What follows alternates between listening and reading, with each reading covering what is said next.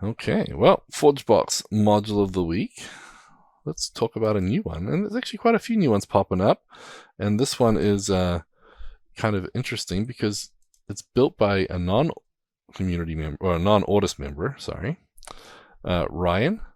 He's not an Audis person, but he built cbSchedulerViewer. And so if you guys are using cbScheduler at all, this one might be a good one for you. So basically it's just a little, and it is experimental, but it's a little viewer so you can see the tasks that you have set up in coldbox, the scheduler, when they were created, the last execution, duration, period, all the information you can normally get from the service, and he's just sort of spat it out there.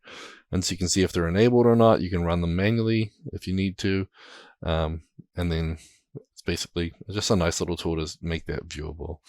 I'm sure that I think Luis has something planned for the scheduler. I think it's an HQ version, and so they usually have you can basically tap into multiple apps and see them all in one location and everything planned to come out. But this is a great little module, and again, just drop it in and then navigate to the cbSchedulerViewer, and then things will work. And then they do have some settings in here, but yeah, so it's kind of neat. I mean, if you guys haven't seen the coldbox scheduler, it's got some pretty cool functionality. It's got some pretty cool tools.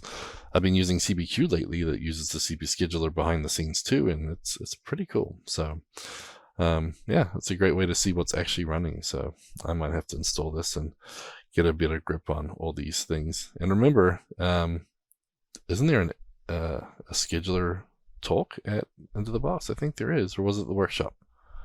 There's an async one.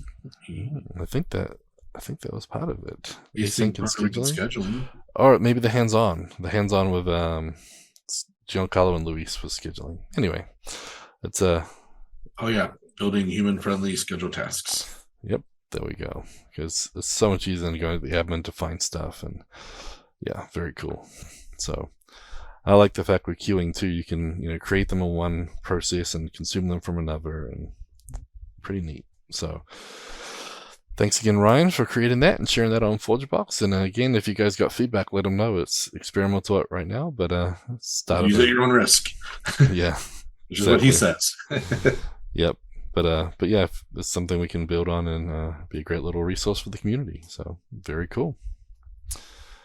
Next up.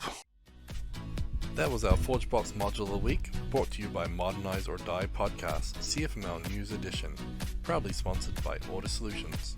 You can see the new episodes every week on cfmlnews.modernizeordie.io or on the Audis Solutions YouTube channel.